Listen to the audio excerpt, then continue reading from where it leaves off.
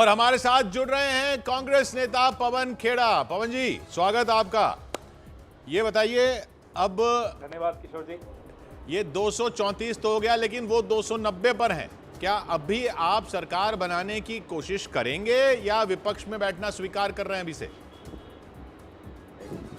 ये आंकड़े बदलेंगे, इस देश की किस्मत बदलने जा रही है, इस देश का प्रधानमंत्री बदलने जा रहा है, इस देश की सरकार बदलने जा रही है। आधार आपका कहने का क्या है कि ये वाले आंकड़े बदलेंगे या आप उनके आंकड़े लेकर अपने साथ जोड़ेंगे, मतलब उनके दल लेकर अपने साथ जोड़ेंगे? नहीं, हमारे आंकड़े अभी बढ़ेंगे, हमारे आंकड़े भी बढ़ेंगे, हमारा कुनबा भी बढ़ेगा। कुनबा जब बढ़ेगा तो कौन कौन आएगा साथ में? थोड़े वक्त की इंतजार कीजिए, आपको बहुत जल्दी उत्तर मिलेंगे। क्योंकि जेडीयू की तरफ से कहा जा रहा है कि वो तो एनडीए में बने रहेंगे। चंद्रबाबू नायडू से प्रधानमंत्री ने बात कर लिया, अमित शाह ने बात कर ली है, तो ये दो बड़े धड़े दिख रहे हैं। अगर अभी शाम तक इंतजार कीजिए, शाम तक इंतजार कीजिए, पहले हमारे आंकड़ों पर बात हो जाए, फिर बाकी बात करेंगे। आपके आंकड़ों की अगर बात करें तो 234 हैं अभी, 290 पर वो हैं।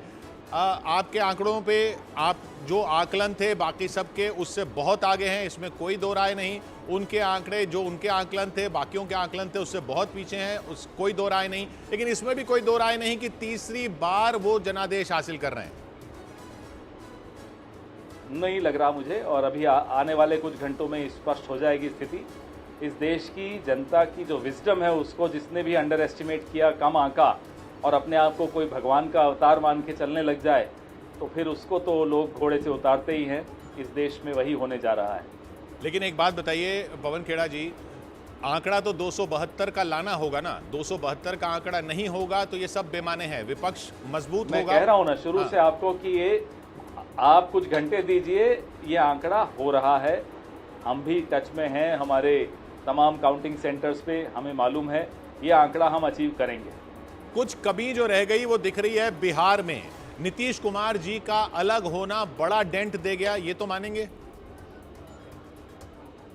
अभी देखते हैं, इंतजार कीजिए। इतनी जल्दबाजी हमारी आंकड़ों की बड़ी जल्दबाजी हो रही है। जो 400 पार करके घोड़े पे सवार हो रहे थे और अपने आप को विष्णु का अवतार बोल रहे थे, उन पर भी थोड़ा विश्लेषण कर लें, आज तो करने दीजिए। हाँ, लेकिन वो सवाल आपसे थोड़ी पूछेंगे, आपसे तो आपके सवाल पूछेंगे ना। आपसे तो अभी मैं 233 का ही सवाल पूछ सकता, वो तो 233 का ही सवाल पूछ सकता ना। आपका ऐसे तो आपका आंकड़ा भी 295 का था किशोर जी। 295 उनके दिख रहे हैं। किशोर जी, हम 295 के करीब जाने वाले हैं। ये यात्रा, जब भारत जोड़ो यात्रा की पहला कदम था इस पूरी यात्रा का, वहां से जो संवाद स्थापित किया राहुल जी ने इस पूरे देश के साथ, लोगों को समझ में आया कि जो अरबों रुपए खर्च करके किसी की छवि बिगाड़ी जाती है वो कितना गलत और बेमानी है। और उसका निचोड़ हमारा न्याय पत्र था। मल्लिकार्जुन खड़गे जी ने जिस तरह से सबको जोड़ा, एक पूरा परिवार बनाया इंडिया अलायंस का, और प्रियंका जी ने जो प्रचार किया वो पूरे देश ने देखा। इस देश की जनता को बहुत बहुत धन्यवाद कि लोगों का अहंकार तोड़ा, वो अमेठी हो या वो वाराणसी भी हो। आज भगवान तक को भी सुबह संघर्ष करना पड़ रहा था। मुझे अच्छा लगा ये देखकर। तो खड़गे जी ने कहा था कि भाई उनके तो प्रधानमंत्री कैंडिडेट राहुल गांधी हैं, तो वही हैं। फिर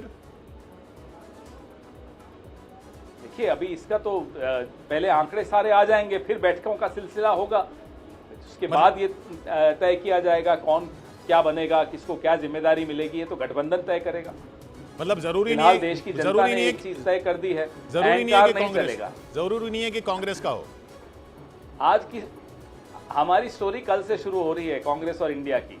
आज की स्टोरी तो आज थोड़ी देर तो नरेंद्र मोदी पर बात कर लीजिए। जी, अभी तो देखिए, जब आप संभावनाओं की बात कर रहे हैं, इसलिए मैं संभावनाओं की बात कर रहा हूं, क्योंकि वहां से भी यही आता है ना कि चेहरा कौन। आपके 5 चेहरे हैं, एक साल एक चेहरा होगा। इधर खड़गे साहब ने कहा कि वो तो पिछले 3 महीने से वो कहते आए कि इनका चेहरा कौन। जनता ने जवाब दिया कि साहब, चेहरा नहीं मैटर कर रहा है। यहाँ बेरोजगारी मैटर कर रही है, यहाँ न्याय मैटर कर रहा है, यहाँ दलितों के साथ जो अत्याचार हो रहा है वो मैटर कर रहा है, मध्यम वर्ग पे जो चोट पहुंच रही है वो मैटर कर रही है, छोटा व्यापारी जो तबाह हो रहा है वो मैटर करता है, महिलाओं की जो स्थिति है वो मैटर करती है, किसानों की स्थिति मैटर करती है। जनता ने जवाब दे दिया है। तो ये जनता ने इन सब बिंदुओं पे जवाब दिया है। जनता ने इस पे वोट नहीं दिया है कि राहुल गांधी यहाँ पे लीडर हैं। बिल्कुल,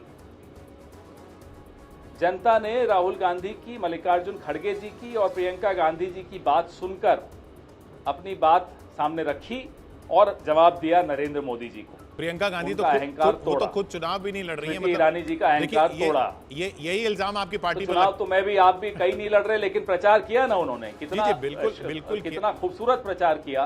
वो नहीं, मंगलसूत्र बिल्कुल किया। बोलने वालों ने मंगलसूत्र बोलना बंद हो गया। एक दिन के अंदर अंदर नरेंद्र मोदी जी मंगलसूत्र का नाम लेना भूल गए।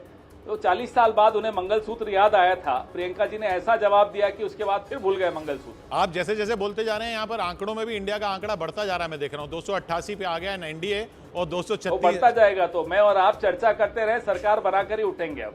अच्छा सुनिए, मेरी बात सुनिए। आप पे ये इल्जाम लगता है, आपकी पार्टी पे इल्जाम लगता है कि साहब आपको परिवार के इधर कुछ दिखता नहीं है। आप भी अब जब बात कर रहे हैं तो खरगे जी, राहुल जी, प्रियंका जी, चलो राहुल जी तो सांसद का चुनाव भी लड़ रहे हैं, 2 सीटों से चुनाव भी लड़ रहे हैं, पूर्व अध्यक्ष भी हैं, खरगे जी आपके अध्यक्ष हैं, लेकिन प्रियंका गांधी को भी आप जोड़ देते हैं। प्रचार और भी लोगों ने किया, वो भी मतलब ये अरे प्रियंका जी का प्रचार आपने नहीं देखा क्या? नहीं बिल्कुल देखा। मैं सिर्फ ये कह रहा हूं कि परिवार पे ही क्यों सीमित मतलब होकर अब बात आ क्या, जाती है? अब मुझे ये बताइए, अब आप कांग्रेस पार्टी के अध्यक्ष और कांग्रेस पार्टी प्रियंका गांधी को कोई असाइनमेंट देती कि आपको प्रचार करना है, तो उसके लिए क्या मोदी जी की अनुमति लेंगे हम? नहीं मेरी बात समझ। लोकतंत्र है साहब, कह रहा हूं, हमें मेरा जो सवाल स्वीकार्य है नेता वो स्वीकार्य है, इसमें कोई हस्तक्षेप नहीं कर सकता। ना नरेंद्र मोदी कर सकते हैं ना कोई और कर सकते हैं। खैर, मैं आप लोग आपका जवाब भी समझ रहे हैं और मेरा सवाल भी समझ रहे हैं। मैं एक मिनट रोक रहा हूं आपको। एक बड़ी खबर आ रही है, ब्रेकिंग न्यूज आ रही है, उसके बारे में बात कर लेते हैं। प्रियंका गांधी, अमेठी को लेकर प्रियंका गांधी ने पोस्ट किया है सोशल मीडिया पर, किशोरी भैया मुझे कभी कोई शक नहीं था, मुझे शुरू से यकीन था। किशोरी भैया मुझे कभी कोई शक नहीं था, मुझे शुरू से यकीन था। ये अमेठी को लेकर प्रियंका गांधी ने पोस्ट की है कि मुझे कभी कोई शक नहीं था, मुझे शुरू से यकीन था कि किशोरी भैया जीतेंगे और किशोरी भैया आगे चल रहे हैं। ये साफ दिख रहा है अमेठी में। तो अमेठी तो एक बड़ी जो आप जिक्र कर रहे हैं प्रियंका गांधी के कैंपेन का, अमेठी की जीत किशोरी भैया की जीत है या प्रियंका जी की जीत है? पवन जी, कांग्रेस पार्टी की जीत है, गठबंधन की जीत है, इस देश की जनता की जीत है, अमेठी की जनता की जीत है कि उन्हें निजात मिला एक ऐसी अहंकारी व्यक्ति से जो घोड़े से उतरते ही नहीं थी। तो ये तो जीत अमेठी की जनता की है साहब। लेकिन आपका कॉन्फिडेंस नहीं था क्या कि राहुल गांधी वहीं से लड़ते? पूरा विश्वास था कि कोई भी लड़ेगा वहां से जीतेगा, और एक अच्छे कार्यकर्ता को मौका मिला और वो जीत के दिखाया। अच्छा, अब राहुल गांधी में तो इतनी हिम्मत थी कि उत्तर से भी लड़े और दक्षिण से भी लड़े। नरेंद्र मोदी में ये हिम्मत कब आएगी कि दक्षिण से लड़के दिखाएं? क्यों नहीं लड़े? अरे देश के नेता हैं, अपने आप को विश्व गुरु मानते हैं। दक्षिण से लड़ने की हिम्मत नहीं थी राहुल जी ने, में दोनों से लड़ने की हिम्मत थी।